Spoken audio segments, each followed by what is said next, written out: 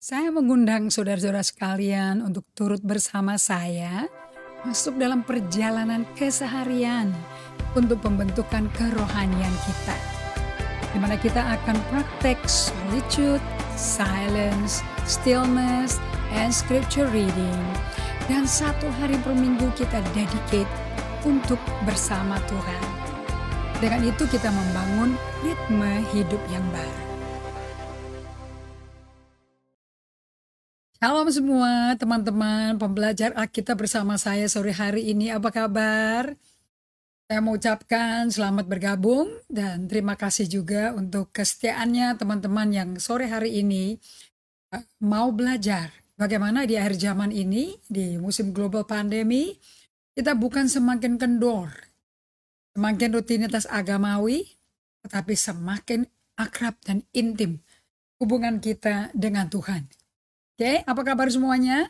Saya percaya Tuhan sangat-sangat mengasihi Anda dan Anda semua dalam pemeliharaannya dari manapun Anda berada. Oke, saya mau sambut Dina Katerina dari Tomohon. Shalom, apa kabar Ibu Dina?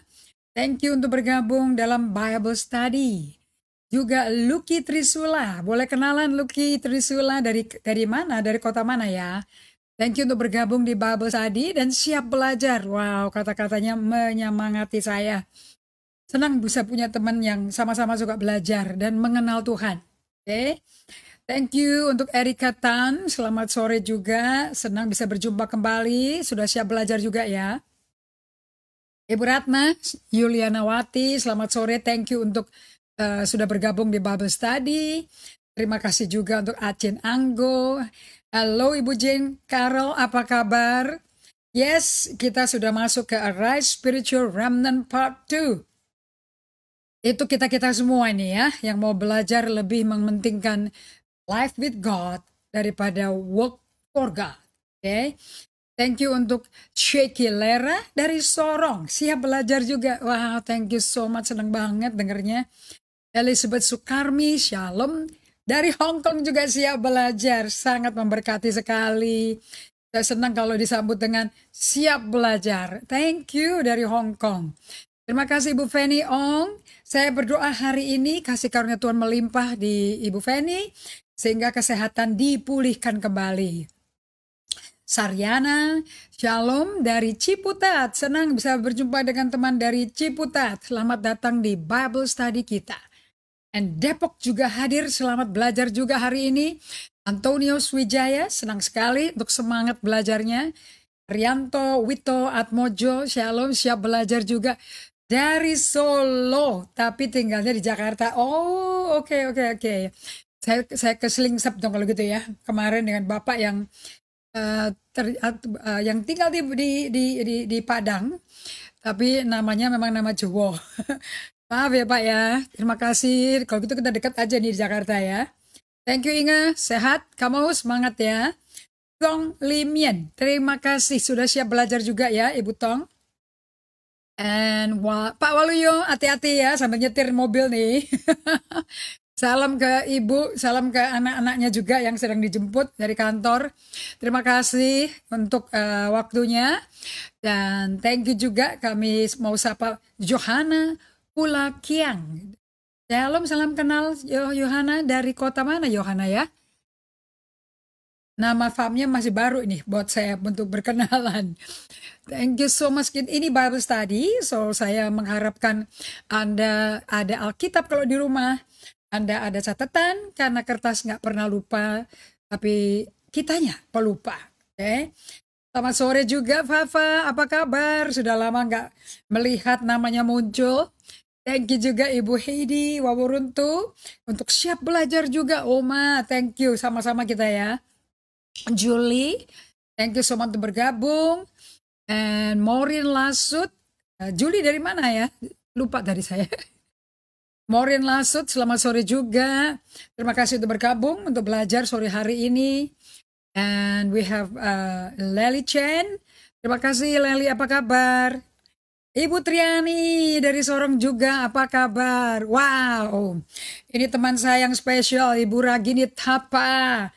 Kirim salam sama Surak ya, happy birthday. Saya berdoa itu brownies family size tidak dihabisin sendiri sama si Surak ya. Tapi one family are enjoying together. Nanti tinggal ke bagian kita aja ya, dikirimin ya. Karena diciptakan dan dibuat dengan kasih oleh tangan sendiri. Saya mau menyambut dari Sorong juga Papua Barat, Jovan Jalindo. Wow, namanya menarik sekali, cantik sekali. Siapa ya? Dari Sorong, dari Papua Barat. Oke. Terima kasih untuk Betani Tayu. Salam juga, terima kasih bergabung kembali. Clara Angelina Wesley, siap belajar. Wow, Clara, senang berkenalan, senang berjumpa. Clara dari kota mana, Clara? Senang sekali saya banyak teman belajar semua sore hari ini. Machen Tan juga semangat belajar ya. Machennya juga belajar dong. And we have Melanie Winarti. Apa kabar, Mel? Sudah lama nggak ketemu. Dan kita ada Jospin Losoh dari Talaut, Sulawesi Utara. Di bagian mana? Pulau mana tuh di Talautnya? Itu daerah tempat saya lama tuh. Saya banyak pengalaman pribadi dengan Tuhan di Sanger Talaut. Yang saya belum mampir tuh Siau. Tapi kalau Tahuna kan selalu portnya di situ. Shalom dari Nancy. Shalom Nancy, salam kenal. Nancy dari Jakarta. Terima kasih untuk bergabung di Bible Study. Johanna Pulakyang dari Manado. Terima kasih. Apa kabar semuanya dari Manado ini? Kemudian Pesoy Nawamreh. Menarik sekali nama keluarganya, ini pasti Manado juga deh. Salam kenal dong. Terima kasih untuk bergabung di Bible Study sore hari ini. Dari bagian mana? Di Manado. Kemudian Ibu Rode Antonio, thank you untuk bergabung kembali. Dan Pak Martin, shalom, apa kabar? Bagaimana Palangkaraya? Siap melakukan pelajaran ya? Oke, ini bagian kita nih Pak Walayu, agar kita di akhir zaman ini betul-betul menjadi sisanya Tuhan yang bertahan sampai akhirnya, apapun yang terjadi. Oke, Marlene Deltil Melda, bagus sekali namanya, dari Manado. Terima kasih untuk bergabung di ini pembelajaran Alkitab. Kita Bible Study ya. Hari ini lebih ke prophetic message-nya. Thank you Patmini. Saya merayakan indahnya kalau mau datang kepada Tuhan. Dan kita sebagai bejana nggak kosong kasih karunia-Nya, kasih setianya. Sehingga anak-anak pun kecipratan dari kamu melakukan ibadah harian bersama Tuhan. Dan bejana hidupmu dipenuhi kasih Kristus, hadirat Allah. Sampai Karel, Arvin, Sahil, semuanya Sitara, Saira, sampai dipeluk dengan kasih Kristus. Bukankah indah? Thank you ya untuk kesaksiannya hari ini. Andino Gerda Wahani, shalom, shalom, shalom. Clara Angelina Kushli dari Sowe. Wow, Clara, apa kabar Clara? Salam sama Diki ya. Wah ini dari NTT, ini keluarga kami nih. Thank you so much Clara, apa kabar? Salam dengan babynya, salam sama Diki, sama kakak Bobby, semuanya senang sekali dijenguk. Terima kasih Ibu Nur, sudah siap belajar Alkitab juga untuk mengerti bagaimana kita mempersiapkan diri ya, hidup di akhir zaman ini. And Dina Katarina. Well, kita mau segera mulai pembelajaran Alkitab ini. Saya senang sekali Pak Toga Torop juga sudah gabung kembali. Dan Anda siap dengan catatan Anda ya. Kita satu dalam hati supaya Roh Kudus nolong kita. Dan bahkan Anda menerima pewahyuan dari Roh Kudus. Oke? Okay? Bapa kami yang terkasih. Bapa kami yang termulia. Yang tidak jerah menuntun kami. Mengajar kami. Yang tidak pernah quit, nyerah sama kami. Kau tahu bahwa kami akan banyak kesalahan. Makanya kau berkata melalui pemazmur Daud, walaupun aku jatuh tapi tak tergeletak karena tangan Tuhan menopang kami. Terima kasih kau terus menopang kami sampai rambut putih kami sesuai Yesaya 46 ayat 4. Kami akan dipelihara Tuhan. Terima kasih buat kami menjadi murid-Mu sampai akhirnya. Dan kau menjemput kami untuk menjadi mempelai-Mu. Terima kasih Roh Kudus untuk pertemananmu dan penyertaanmu sore hari ini bagi semua teman-teman kami yang mau belajar firman-Mu. Dari Hong Kong sampai Selabang sampai Merauke. Kami mengucap pujian, ucap syukur, damai sejahtera kami balikan semua kembali bagimu dalam nama Yesus Kristus. Amin. Oke, kita mulai mereview dari Yesaya 1 ayat 9. Ini pesan Tuhan adalah untuk generasi di akhir zaman ini yang hidupnya 100% memang hanya mau jadi murid Kristus supaya bisa masuk dalam panggilan Tuhan yang secara khusus telah disediakan bagi Anda sebelum dunia dijadikan. So, kita mau jadi seperti apa rancangan Tuhan sampai hari ini. Amin. Arise spiritual remnant. Bangkitlah. Sisa-sisa sedikit yang Allah lepaskan dari kehidupan yang porak-poranda dengan penuh dosa, penuh dengan kejahatan, penuh dengan ketidakkudusan. Oke, nah kita ada di tengah-tengah bumi yang seperti itu. Saya baru dengar dari Michael Brown bagaimana di Wisconsin di Amerika ada seorang bapak ya yang di tengah-tengah ada perayaan Thanksgiving parade, holiday parade di Amerika. Ini kan November bulan Thanksgiving ya. Seluruh keluarga kumpul semua menikmati roast turkey, kalkun panggang karena keluarganya gede, berkumpul semua, ucap syukur pada Tuhan. Dan ternyata waktu mereka lagi merayakan parade itu mobil SUV langsung ngelabrak semua drum bandnya, penontonnya, anak kecil-kecil meninggal, casualty-nya banyak sekali. Nah, ini kan sudah bukti. Amerika juga dipanggil Tuhan. Gerejanya, come on, arise.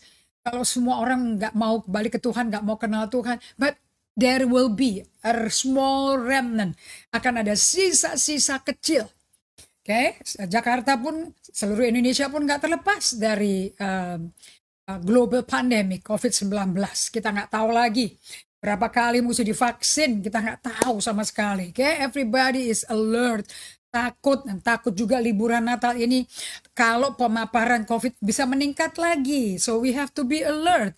Nah, cara to be alert is be a chosen generation. Tahu diri Anda itu ada generasi terpilih Tuhan.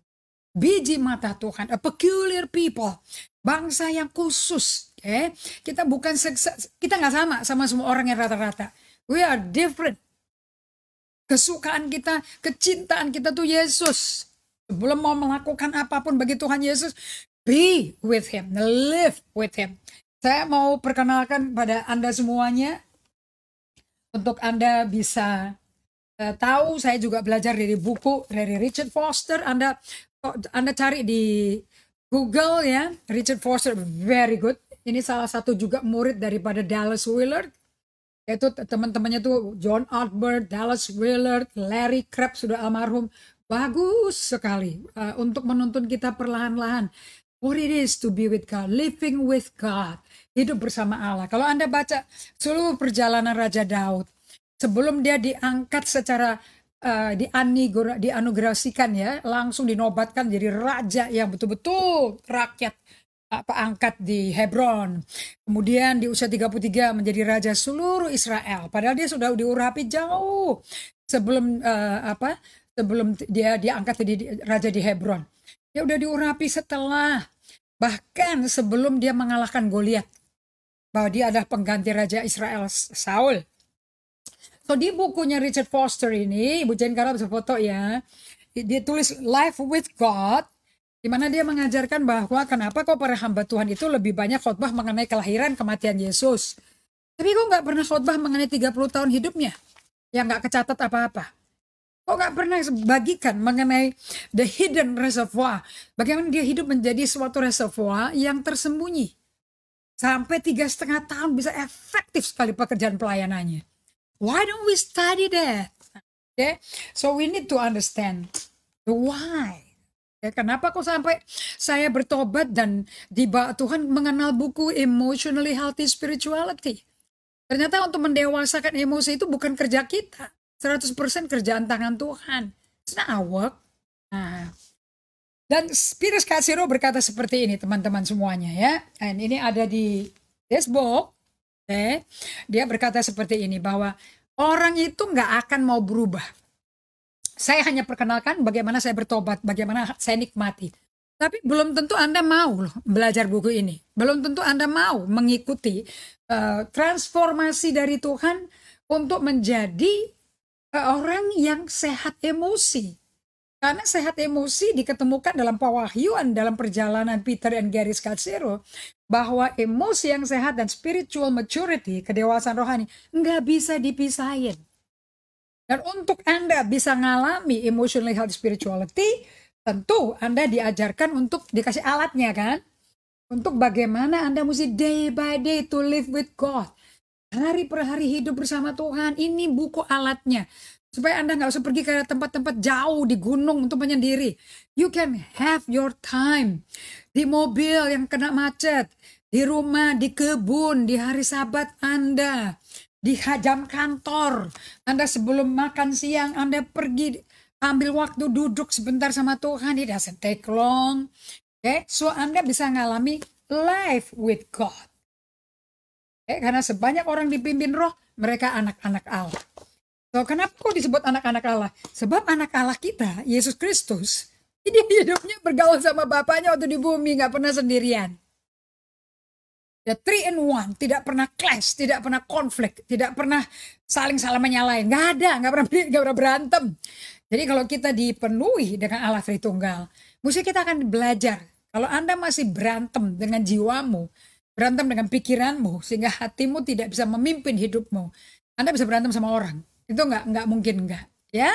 Nah lihat di Yesaya 1 ayat 9. Saya mau bagikan pada Anda hari ini, seperti saya sudah bagikan di part 1, bahwa berdasarkan saya selidiki Yesaya 1, Yesaya 10, ternyata ini buku isinya mengenai the remnant of Israel.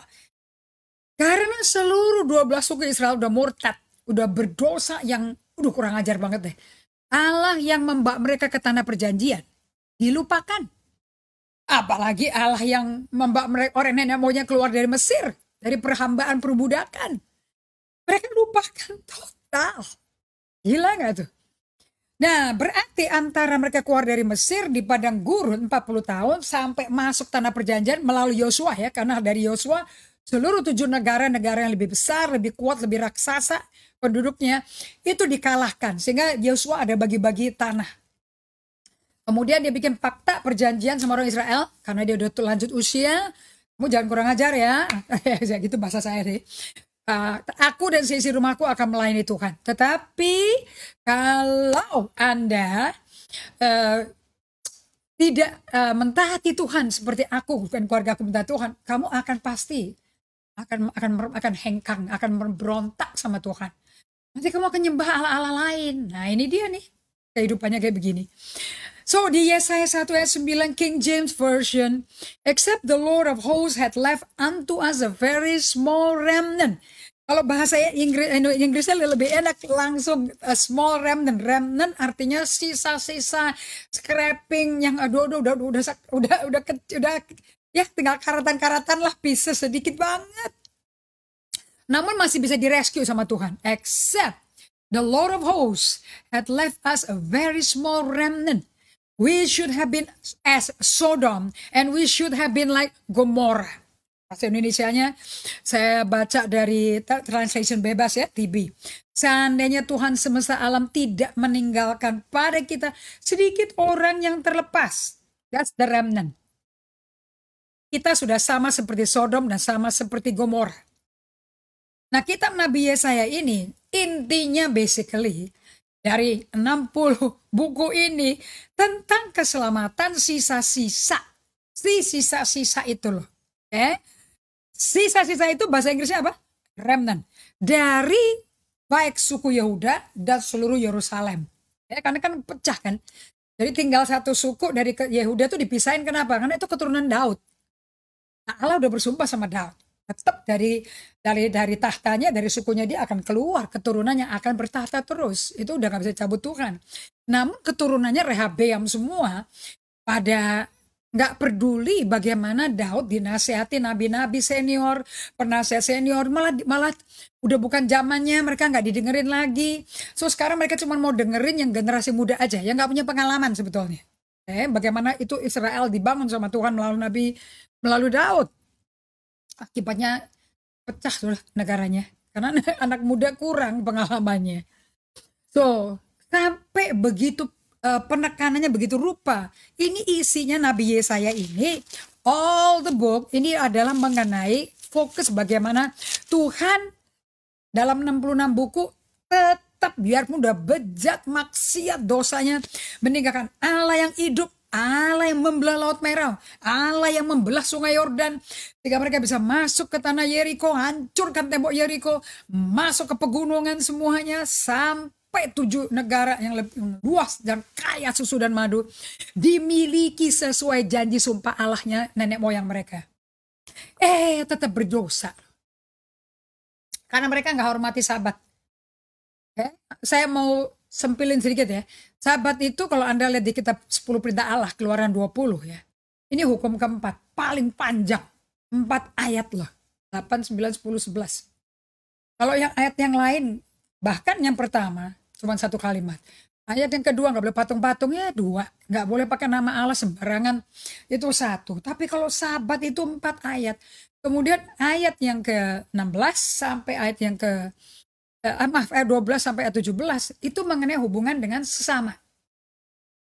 Jadi Sabat itu penting sekali untuk Anda tahu. Nah ini orang-orang yang nggak pada Sabat nih. Maka mereka mengikuti penyembahan dewa-dewa bangsa yang dikalahkan mereka. Jadi sekarang bangsa itu ngalahin mereka. Bahkan diusir keluar dengan bangsa yang lebih gila lagi. So, ayat perintah pertama sampai ketiga itu bicara mengenai hubungan kita sama Allah. Dan kekudusan nggak main-main loh. Ya, kalau sampai kamu menyembah berhala, patung apapun yang ada di langit, di bumi, di bawah bumi, waduh, keturun kesalahan Bapak turun di ke 3 sampai 4 generasi. Jadi nanti keturunan ketiga 4 ini akan bawa perilaku dosa nenek moyang. Makanya Anda mesti belajar genogram di bab 5 EHS. Ya. Anda kalau mau maju, Anda akan susah maju kalau Anda nggak ke belakang dulu, nengok.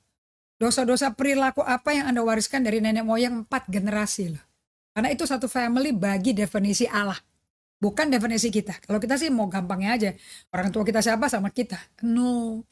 Bahkan kita bisa melakukan dosa perilaku yang dilakukan nenek moyang generasi ketiga, keempat di atas kita. Yang kita nggak pernah ketemu bahkan.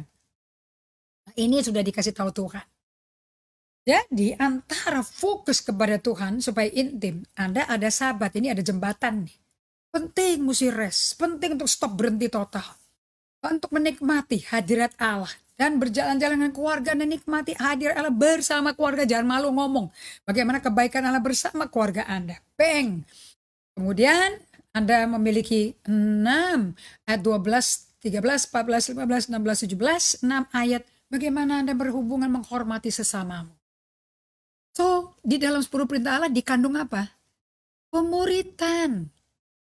The great commandment, love God and love people.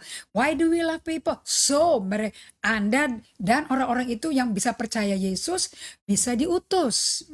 Menjadikan semua bangsa murid Yesus. Bagaimana caranya? Ajarin apa yang Yesus ajarin. Dan janjinya Matius 28 ayat 20, I will be with you forever. Setiap menit, setiap jam aku beserta engkau. Jadi Anda mesti latihan. Hidup life with God. Okay? And when pada waktu Anda berjalan bersama Allah, Dia akan bikin Anda diajarin untuk melakukan perintahnya. Anda akan melakukan kehendaknya bersama Dia. Jangan pernah melakukan kehendak Allah sendiri. Harus bersama Dia karena Anda di-cook. Bersama Dia pasangkan Anda cook supaya Anda nggak letih lesu beban berat. Enak dan ringan hidup ini. Padahal melakukan pemuritan Tuhan. Okay? Begitu pentingnya mau dibalikin orang Israel.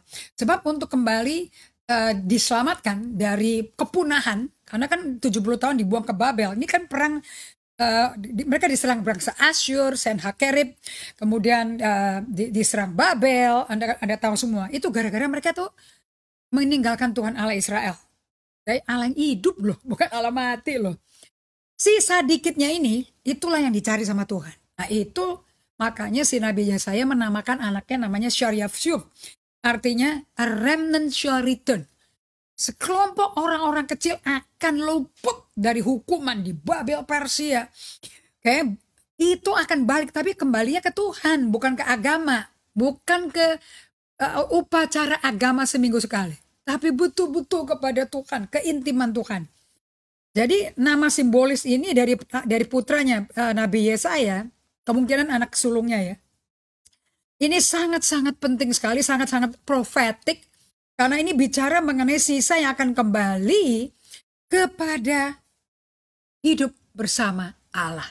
Jadi kita belajar day by day, hidupin day by day tiap hari melalui buku EHS, itu udah Alkitabiah. Itu udah godly benar-benar. Ini bukti Anda bertobat. Jadi waktu saya bertobat di 2015, sampai prosesnya berjalan, bertobat tuh bukan keputusan sekali, bertobat tuh actually overhaul ke dalamnya kita, diulangi, dibangun kembali, dibentuk kembali oleh kerja tangan Tuhan sesuai Filipi 2 ayat 12-13, dan sampai kita keluarin apa yang dikerjakan di dalam, namanya spiritual transformation. Baru Anda bisa ngalami Roma 12 ayat 2. Jangan kau serupa lagi dengan dunia in your thinking, in your doing, in your perilaku. Jangan kayak orang dunia lagi. Okay? Tetapi berubahlah budimu.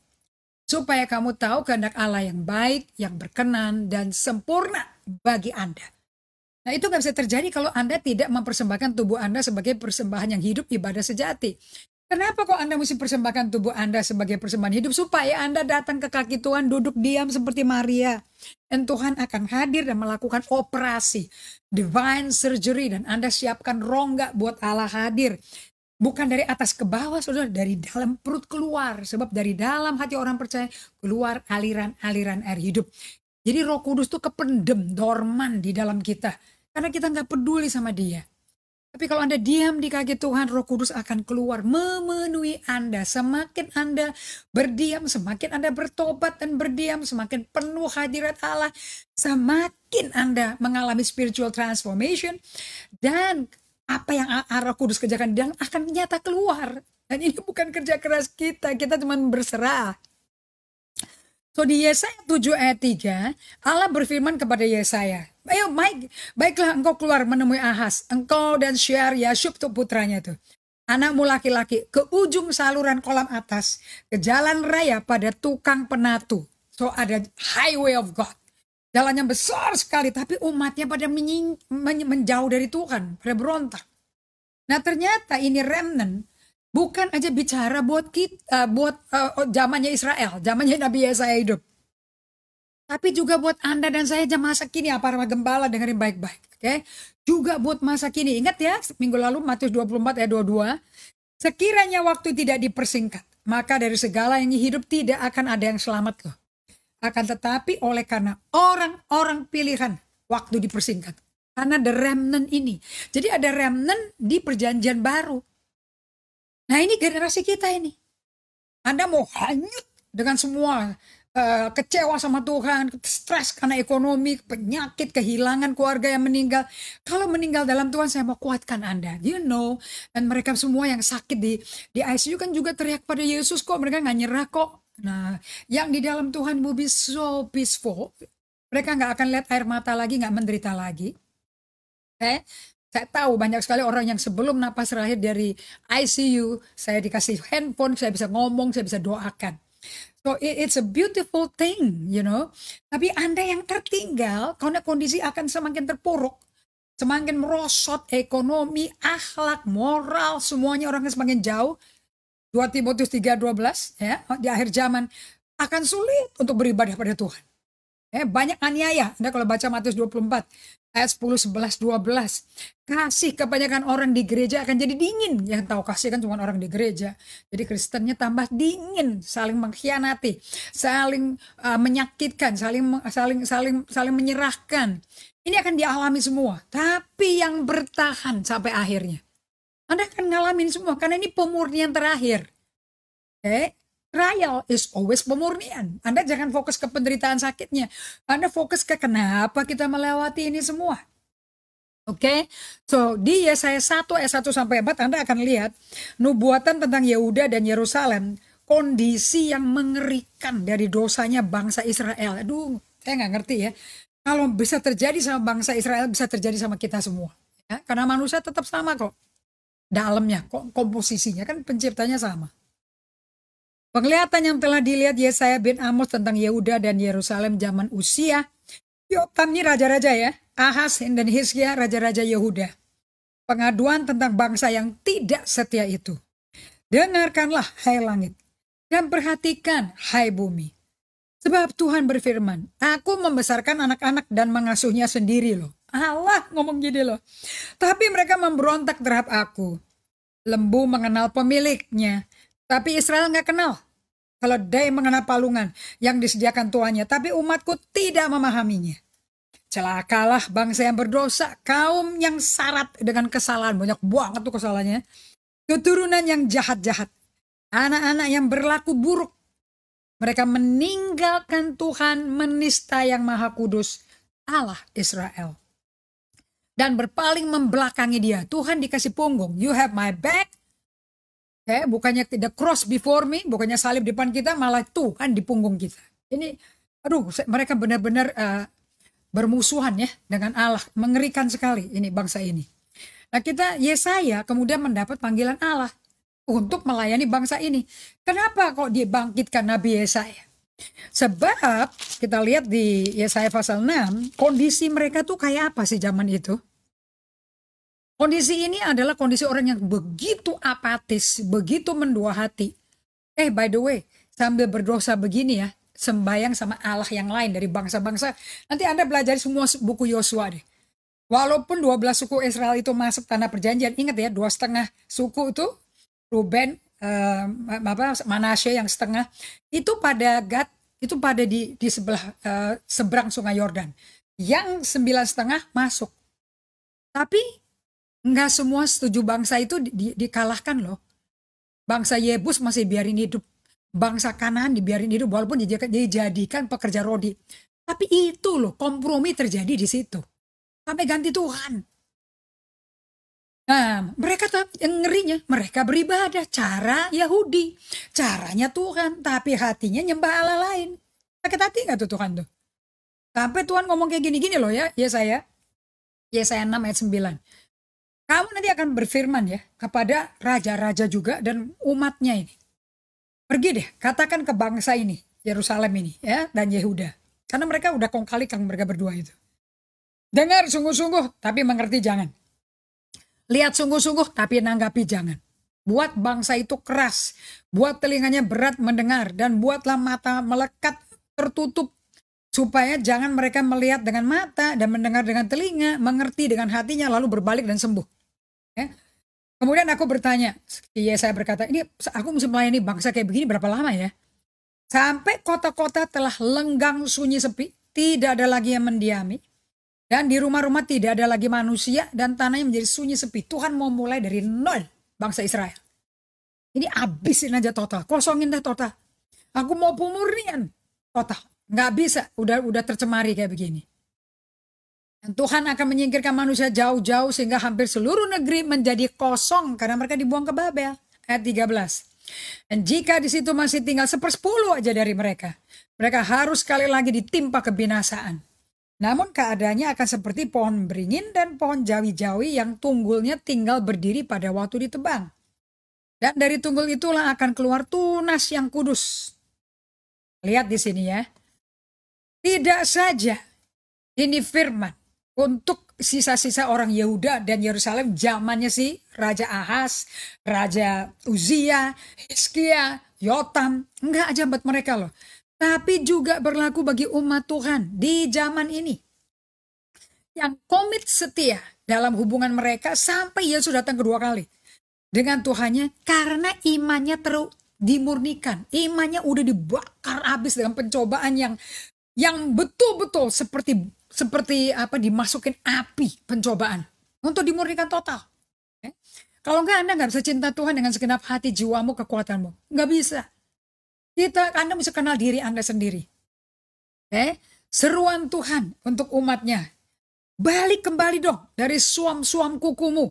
Menjadi umat yang berapi-api lagi. Sama kan kayak jemaat Laodikia. Yang dinamis dan dipenuhi hadirat Tuhan hidupnya sehari-hari. Dalam hubungan dengan Kristus. Nah, Tuhan tuh mau jenis kualitas Kristen tuh seperti ini. Oke. Nah, untuk Anda bisa seperti ini dari 16 pasal Yesaya. Saya rangkum jadi 5 syarat. Kalau mau hidup menjadi murid Kristus dari sedikit yang bisa diselamatin. Nah, itu tujuannya Tuhan tuh maunya tuh seperti itu.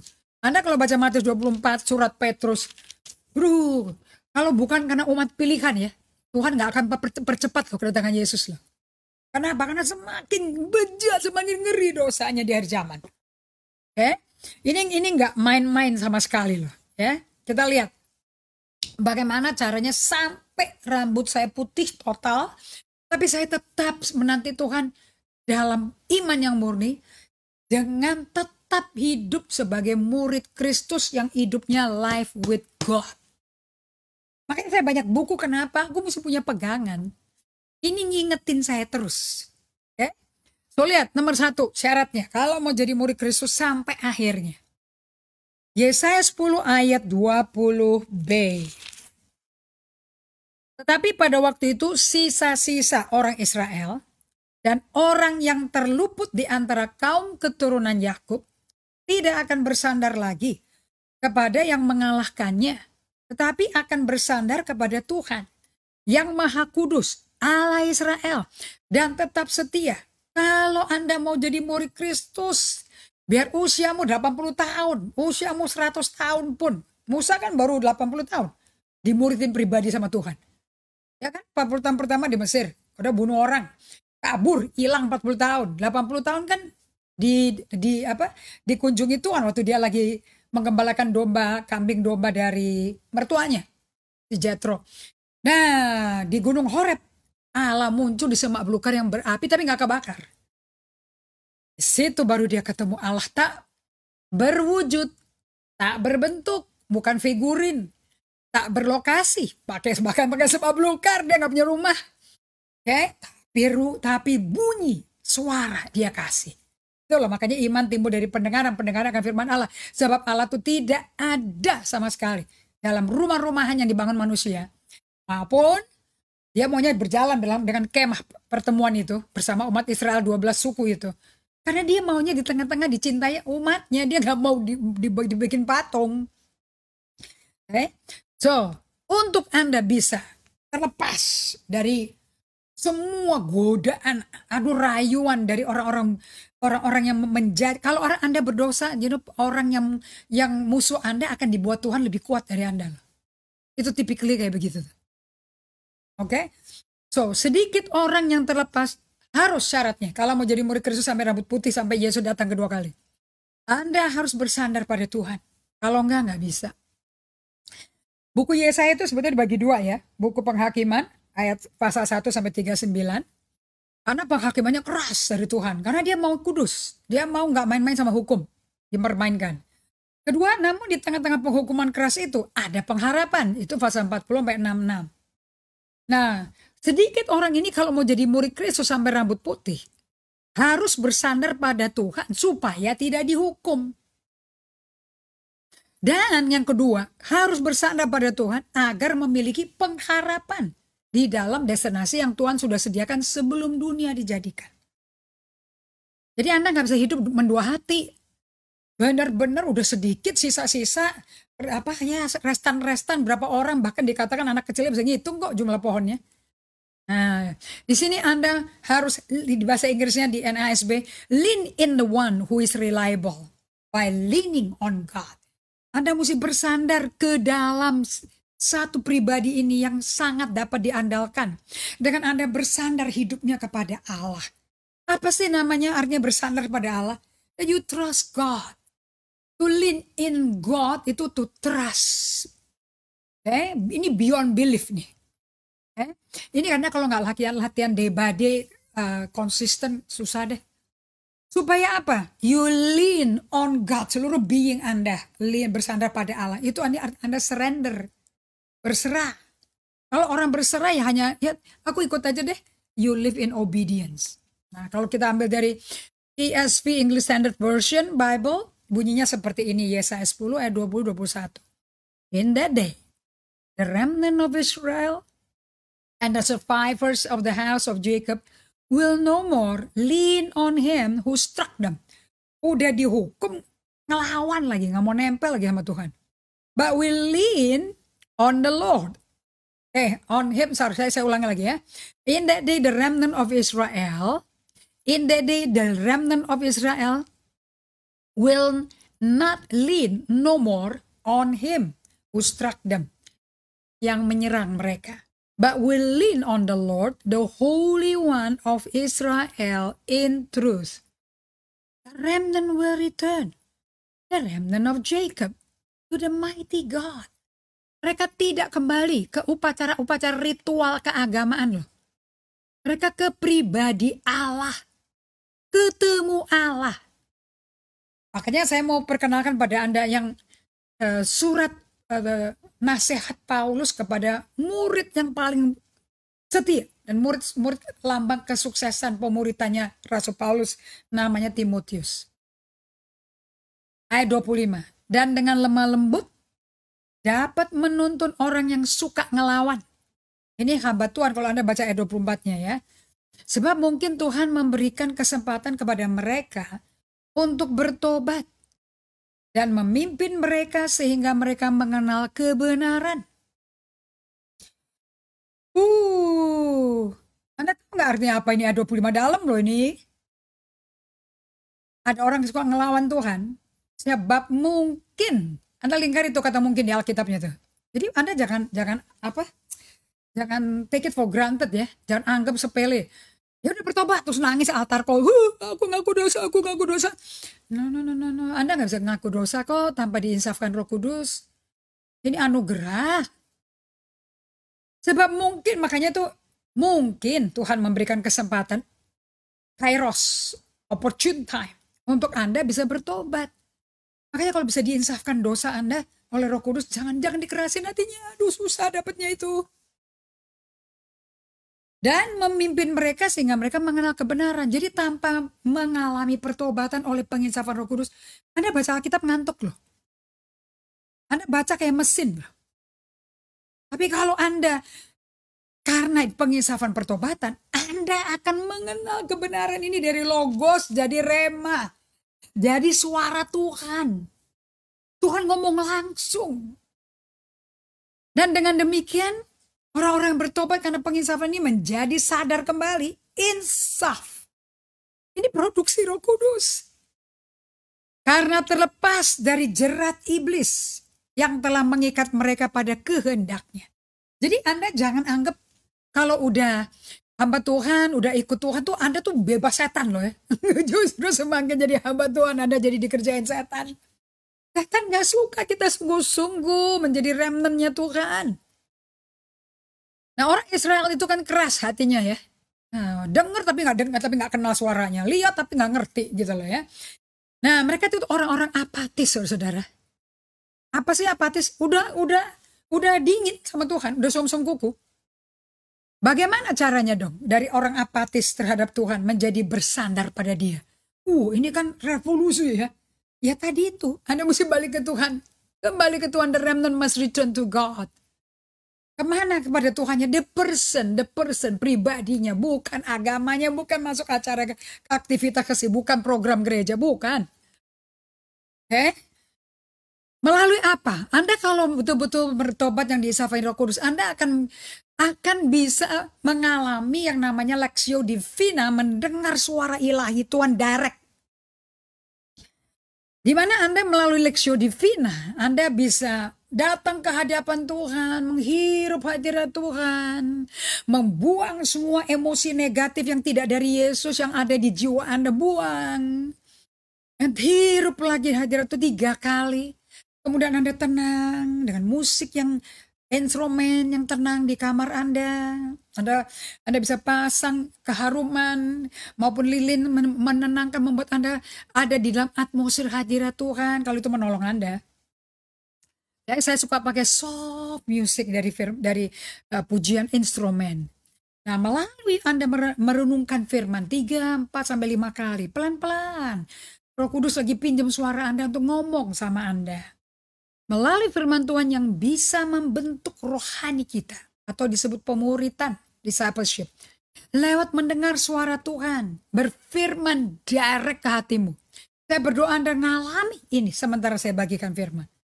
Nah, itu akan membuat iman timbul, Tuhan bekerja, Anda responi dengan ketaatan. Kalau Anda bisa melakukan ini, Anda akan punya hubungan pribadi sama Tuhan. Anda akan seperti Daud. Kenapa Daud sukses? Di hadapan Saul, musuhnya yang kasih perintah untuk dia pergi ke medan peperangan melawan Filistin, tapi dia di baris depan biar mati duluan loh. Karena Saul udah tekad untuk membunuh si Daud itu. Kalau bisa nggak usah ada lagi di sini gitu. Karena dia iri, mengingatkan kekalahannya dia sih lawan Goliat, mengingatkan si Saul kekalahan dia, ditinggal rakyatnya. Padahal dia takut banget kalau nggak diikutin rakyat, Kekuatan dia rakyat yang mendukung, bukan Tuhan. Kalau Daud itu kekuatannya Tuhan. Selalu 3 kali 1 Samuel 18, 12, 14, 28. Kenapa Daud itu dicintai rakyat? Karena dia apa yang diarahkan Daud selalu sukses dan menang. Kenapa? Because Tuhan menyertai Daud. The Lord is with David. Tuhan menyertai Daud. So dari perjanjian lama sampai perjanjian baru, sampai Yesus, sampai para rasul, sampai kita wahyu, Tuhan mau beserta kita. Itu yang saya ajari melalui bagaimana menjadi emotionally healthy spirituality. Tidak bisa terjadi emosinya sehat tanpa living with God. Harus diam. Kita lihat ya, Yesaya 30 ya. Ini orang-orang Israel ini dan orang-orang Yerusalem dan Yehuda. Aduh, udah nenek moyang dilepaskan dari Mesir, malah mereka kok didatengin Tuhan, gak mau untuk mendapat pertolongan Tuhan. Malah balik ke Mesir. Justru bangsa yang memperbudak nenek moyang kok didatengin lagi. Lihat dia saya 30. Bukan Mesir tapi Tuhan dong yang memberi pertolongan. Celaka kok anak-anak memberontak. Demikian firman Tuhan yang melaksanakan suatu rancangan yang bukan daripadaku. Berani-beraninya sih kau.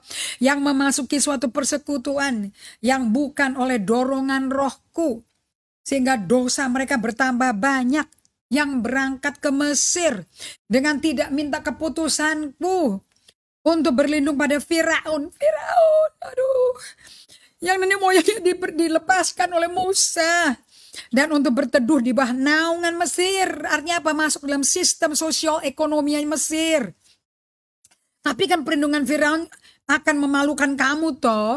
Dan perteduhan di bawah naungan Mesir akan menodai kamu dong. Sekali ayat 5. Sekaliannya akan mendapat malu loh. Karena bangsa itu tidak dapat memberi faedah pada mereka. Dan tidak dapat memberi pertolongan kok atau faedah. Melainkan hanya memalukan bahkan mengaibkan mereka. Nah, apa nasihatnya Tuhan? Ayat 15 Yesaya 30. Sebab beginilah firman Tuhan Allah. Ini bagi orang Israel yang udah berdosa dan balik ke Mesir. Masa aduh nenek moyangnya dilepasin. Kalau nggak ada kita keluaran loh. Kalau nggak ada kita pelepasan loh. Dari perbudakan Mesir. Keturunannya balik ke Mesir lagi. Sebab begini firman Tuhan yang Maha Kudus Allah Israel. Kamu bertobat saja. Tinggal diam saja. Kamu akan selamat kok. Aku yang selamatin. Dalam tinggal tenang dan percaya. Bukankah itu solitude silence? Dan centering to God. Terletak kekuatanmu. Lihat nih kalimat berikutnya. Tetapi kamu enggan. Aduh bahaya itu. Tetapi kamu enggan. Ngeri gak tuh? Jangan ya Tuhan. Sebagai remnant gak bisa kita enggan. Oke? Tapi kamu enggan. Ayat 16 bahkan kamu berkata. Bukan. Kami mau naik kuda dan lari cepat. Pakai kekuatan sendiri. Atau yang saya kenal, ini kelemahan saya loh ya. Take matters into my own hand. Nah, kalau Anda lihat saudaramu berdosa kayak begini, salah Anda mesti ingetin. Itu loh peranan profetik nabi, suara profetikmu itu diperlukan. Kamu berkata, bukan kami mau naik kuda dan lari cepat, maka kamu akan lari dan lenyap. Katamu pula, kami mau mengendarai kuda tangkas, maka para pengejarmu akan lebih tangkas, kata Tuhan. Justru kalau balik ke musuh, musuhnya akan lebih kuat. Kenapa kok Tuhan masih mau terlibat? Sebab ayat 18 kita baca. Sebab itu Tuhan menanti-nantikan. Apa sih yang mau dinantikan? Janji keselamatan bagi Sion. Tuhan tuh desperate kepengen nyelamatin kita. Kitanya nggak kepingin diselamatin Tuhan. Gila nggak tuh kita tuh? Mau pakai kekuatan sendiri, mau hebat sendiri. Sebab itu Tuhan menanti-nantikan saatnya. Hendak menunjukkan kasihnya kepada kamu. Remnant di akhir zaman ini. Sebab itu ia bangkit. Hendak menyayangi kamu. Ini mau cari Allah yang kayak apa lagi? Masa Mesir dibandingkan sama Allah kayak begini? Allah tuh waktu perkenalkan dirinya di Keluaran 34, tau gak? Tuhan, Tuhan, aku Allah penyayang, penuh kasih sayang, penuh kasih setia. Aku setia. Perkenalkan dirinya dengan karakternya loh. Masa ditukar sama Mesir yang gebukin pakai rami? Sebab Tuhan Allah hendak menyayangi kamu, makanya dia bangkit. Sebab Tuhan adalah Allah yang adil. Berbahagialah semua orang yang menanti-nantikan dia. Sungguh hai bangsa di Sion yang diam di Yerusalem. Engkau tidak akan terus menangis. Tentulah Tuhan akan mengasihani engkau apabila engkau berseru-seru. Ini doa ratapan nih. Pada saat ia mendengar teriakmu, ia akan menjawab. Aduh, balik dong, bertobatnya jangan main-main. Oke, nomor 2. Ciri-ciri dari suku remnant ini yang gak mungkin Israel hancur. Sebejat-bejatnya mereka, Tuhan tetap meninggalkan kelompok the remnant. Okay? Kalau ada gereja yang hancur juga, jangan percaya hancur. Tuhan akan tinggalkan remnant. Dan dari remnant itu akan keluar suku bangsa yang berbeda. Murid Kristus kalibernya. Langsung dimuridin Yesus. Syarat kedua untuk mau jadi orang kayak gitu. For the small remnant must return to God. Bahwa sisa-sisa kecil ini, orang Israel, harus kembali ke Tuhan. Ingat ya, bukan ke acara upacara gereja loh. Kembali ke Tuhan dulu. Yesaya 10 ayat 21 translation bebas. Suatu sisa akan kembali. Sisa Yakub akan bertobat. Di hadapan Allah berkasa. Ini langsung pribadi Allah. Bukan masuk gedung-gedung ibadah. Yesaya 10 ayat 21 ESV. A remnant will return. The remnant of Jacob to the mighty God. Bapak Ibu sekalian. Untuk mengandalkan Tuhan, kita harus kembali kepada pribadi Tuhan. Bukan upacara gereja, bukan program ibadah. Ya, Anda bisa pergi ke ibadah untuk dengerin khotbah. Tapi kalau hatimu nggak balik ke pribadi Tuhan, ya datang ke ibadah pun juga hanya pendengar khotbah aja. Nanti juga 90% lupa kok. Nah, saya mau bagikan pada Anda makna dan hikmat dari kehidupan mengandalkan Kristus. Ini didefinisikan dari adanya apa? Kalau ciri-ciri orang yang ketemu Tuhan pribadi. You encounter God. Bukannya sibuk di ibadah gereja, program gereja, acara gereja. No. Anda berada bersama Tuhan, duduk di kakinya Yesus seperti Maria. Waktu Marta pakai kelondang-kelondang, pakai panci. Jempalitan di dapur. Marah-marah kepada Yesus. Suruh si Maria bantu, itu nganggur itu orang tuh. Aduh, dia nggak tahu bahwa Yesus sesuai Yeremia 2 ayat 13. Allah berkata, aduh umatku Israel melakukan kejahatan. 2 kali mereka tinggalin aku. Mereka tinggalin bejana sumber air hidup. Yaitu Allah, itu aku. Sumber bejana air hidup. Kenapa mereka kok bikin bejana sendiri yang bocor? Itu yang namanya sosmed, yang namanya TV, namanya film. Cari kepuasan di tempat yang gak ada kepuasan. Cari cinta kasih yang tempat yang gak ada cinta kasih. Kenapa kok gak mau ke sumber kehidupan Yeremia 2:13 itu? Aneh. So Anda mesti hafal Yeremia 2:13. Kalau enggak Anda gak ngerti Yohanes 7 ayat 37-39. Anda gak ngerti Amsal 4 ayat 23. Yeremia 2:13. Anda harus hafal who God is. Kenapa kok Maria berlutut di kaki Yesus begitu lama, sementara Marta jempalitan kerja sendiri? Gak mau dia tinggalin. Oke? Karena ini dia lagi minum, isilah Tuhan bejana hidupku. Lagi sedot ya. Nah, makna dan hikmat dari kehidupan mengandalkan Kristus didefinisikan dari adanya kepuasan jiwa dan keamanan, ketergantungan pada Tuhan di dalam Kristus. You really cannot live without being with God loh. Nggak bisa. Nah pertanyaannya. Kenapa kok kembali kepada Tuhan begitu sulit? Why is it so difficult? Ada apa sih? Nah kalau memang gampang balik ke Tuhan bertobat, ya kondisi dunia nggak seperti hari inilah ya saudara-saudara. Nggak akan ada pembunuhan massal di jalan raya di Amerika.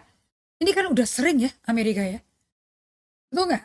George Floyd juga meninggal di tahun 2020, diinjek lehernya loh. Sampai aku nggak bisa napas, aku nggak bisa napas, tapi polisinya diam aja loh. Waduh, ngeri Amerika. Ya, kalau gereja nggak ngerti terjadinya rasisme ini, bahaya. Saya senang Peter Scazzero dan penerusnya Rich Valodas mengajarkan ini semua.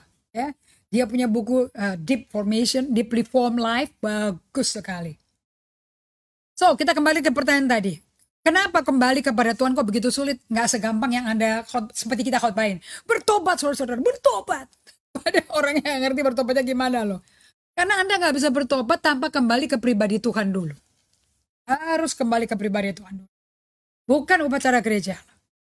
Karena kalau Anda nggak balik ke Tuhan, nggak turning to God, kegelapan akan menguasai Anda begitu rupa sampai biar Tuhan hadir, Anda nggak lihat. Karena begitu gelap. Nah orang Israel itu hidup dalam kegelapan total akibat hidupnya mendua hati. So seruan Tuhan kepada melalui Nabi Yesaya untuk bangsa Yehuda dan Yerusalem itu di Yesaya 1 ayat 13. Waduh Tuhan terperinci banget. Dia bilang kamu juga aku gak mau terima loh upacara agamawimu. Nggak. Mau kasih persembahan berapa ratus juta juga aku gak terima. Kenapa? Hatimu jauh dari aku. Kau gak kenal aku.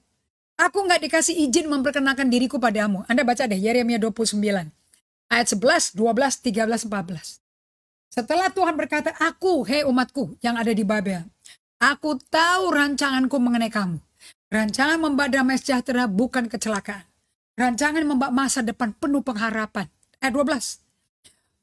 Anda carilah Tuhan, berserulah, carilah Tuhan. Kalau Anda nggak cari Tuhan sungguh-sungguh, dia bilang, aku nggak akan bisa memberi diriku diketemukan kamu. Dia mau memperkenalkan dirinya. Itu butuh Anda berbalik berseru pada Tuhan dengan sungguh hati, dengan hati hancur jiwa patah. Kalau berdoa sungguh-sungguh, aku akan mendengarkan kamu. Ayat 13, aku akan bikin kamu tuh sampai bisa ketemu aku. Duh, bukankah yang paling penting buat Tuhan ketemu Tuhan? Sebagai penutup ya. Yesaya 1 ayat 13. Nih kenapa susah buat mereka ya. Jangan lagi deh kau membawa persembahanmu yang tidak sungguh itu. Sebab baunya udah kejijikan bagi aku. Kamu merayakan bulan baru dan sabat atau mengadakan pertemuan-pertemuan.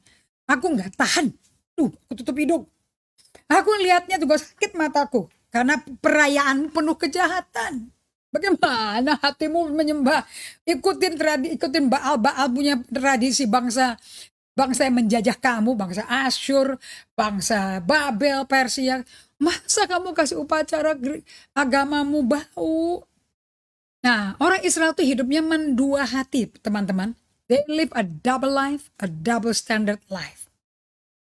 Sebagai penutup ya, the double standard life itu adalah mereka tuh conscious of sin. Sadar ini dosa tuh sadar. Tapi mereka nggak ada conviction of sin. Mereka nggak ada penginsafan.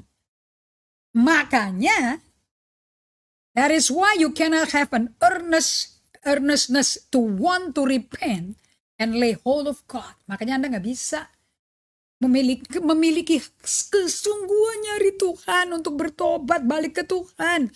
Terlutut di kakinya dan pegang janji Allah. Nggak bisa. Kenapa? Karena Anda itu melakukan kehidupan dosa.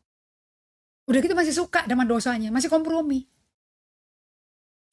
So, di menit terakhir ya, saya berikan pada Anda dari ESV Bible. Bring no more vain offerings. Incense is an abomination to me. New moon and Sabbath and the calling of convocation. I cannot endure iniquity and religiosity, your solemn assembly. Semua upacara keagamaan gerejamu, aku nggak mau, aku nggak tahan ngelihatnya. Iniquity itu kesalahan nenek moyang 4 generasi itu loh. Ditiru terus, diulang-ulang, benar kan? Mereka balik ke Mesir kan? Kayak nenek moyang 4 generasi yang lalu kan? Dan terus upacara keagamaanmu tuh, aduh aku nggak terima sama sekali. Untuk ini, saya mau lanjutkan di hari Sabtu ya. Sabtu jam 12 ya. Untuk Anda mesti paham what is the grace of God. Karena Anda tanpa grace of God nggak bisa bertobat. Itu bukan kekuatan Anda. Itu anugerah kesempatan kalau Tuhan kasih. Oke? The grace of God is so beautiful. Kita akan sambung di Sabtu. Anda siapkan Alkitab Anda dan pelajari lagi semua apa yang dibagikan. To be the remnant yang menjadi murid Kristus. Amin. Kita doa ya. Wonderful Father. Oh beautiful Father. Terima kasih udah kau berikan pengalaman padaku untuk kedua kalinya atau ke 1 juta kalinya aku bertobat. Semua karena anugerah-Mu. Dan terus kau masih kerja di dalam aku. Belum nyerah sama aku. Banyak orang kesel menyerah sama aku. Tapi kau gak nyerah sama aku. Bahkan kau nyambut aku, nyari aku. Sungguh kau Allah yang ajaib. A wonderful God. Wonderful of wonder. Terima kasih.